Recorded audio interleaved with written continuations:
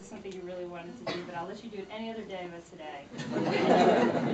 And you do have a much better voice than I do, so I digress. But seriously, Dave, I cannot tell you how much I love seeing you with our fur boy Oliver. You are. I know he's just a dog, but the way you treat him, the way you are with him, it makes me realize what a wonderful father you're going to be one day to our human children and future fur children, of course. As you know, I've been through many ups and downs in my life, and I feel like every stumble, every fall I've taken has really been on a journey to lead me to you, and I feel so lucky and for all of it, because it brought me right here to you, and I found my best friend and love of my life.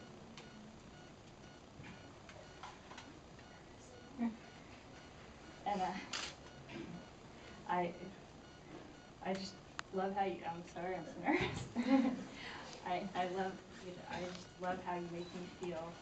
You always just say the right things, and one of the things I think my friends and family appreciate most is how you managed to take my type A+ personality down to, I think, an A-. On a good day, maybe an A. But I know this is just, you've been such a positive, calming change in my life. You really just are the voice of reason, and you just make me a better person. I just, I want to thank you for being my partner and my best friend, and now my husband. I love you so much. I'm so excited to spend the rest of our life together. And I'm ready to get married.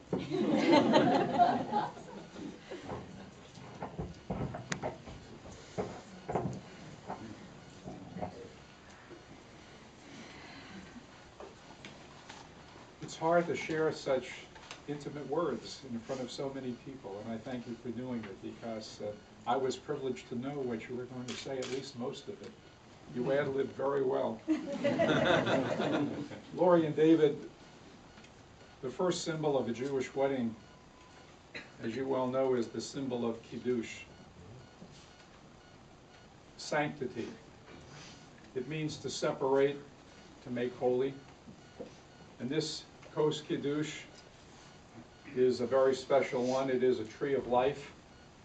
How appropriate that on the day of one's wedding you begin with a tree of life to connect all your yesterdays with all of your tomorrows. This particular cup is also very special because, David, it was given to your dad by the Men's Club for his service, and now he has passed it on to the two of you, so that with this cup you can not only take tonight your first sip of life together as husband and wife, but in the future you can welcome Shabbat and the festivals and the holy days. And one day when you are blessed with children, you can raise this cup as we give them a name and sanctify their lives too. For this cup speaks of yesterday and of tomorrow, but in this moment it speaks to the two of you. The contents of this cup, by its nature, is both bitter and sweet.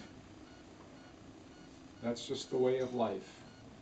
There are moments that are bitter and moments that are sweet, and so it is our hope and prayer that as you drink from this cup and take your first sip together as husband and wife, that the bitterness which comes to all of us in life will always be tempered by this cup's sweetness.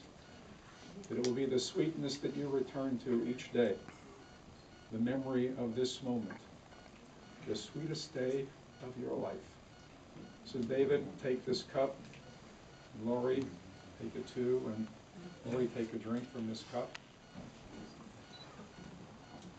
David, take your drink.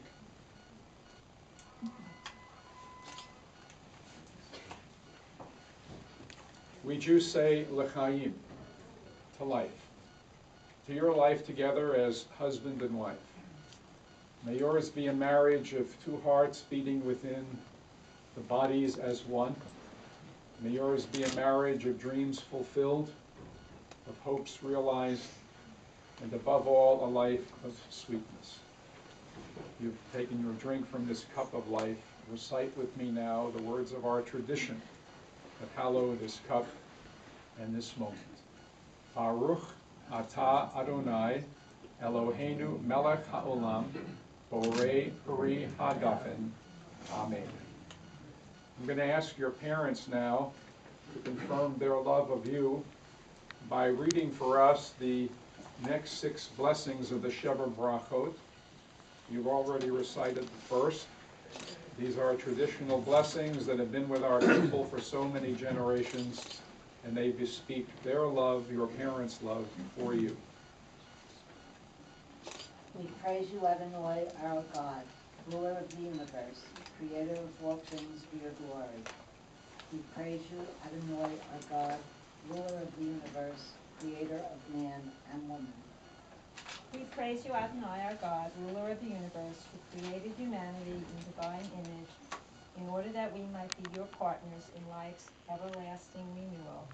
We praise you, Adonai, creator of all humanity.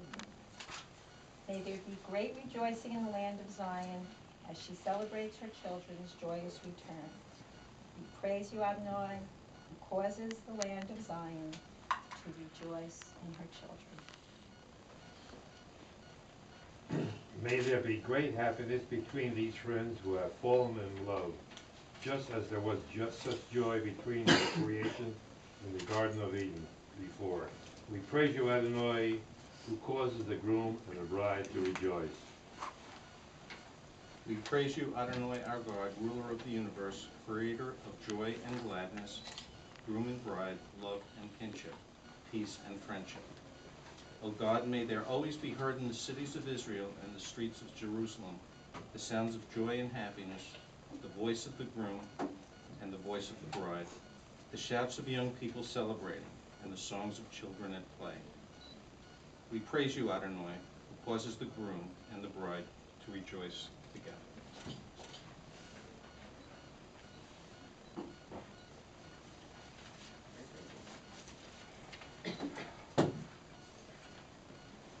Lori and David, as you know, the public symbol of being married is to wear a ring.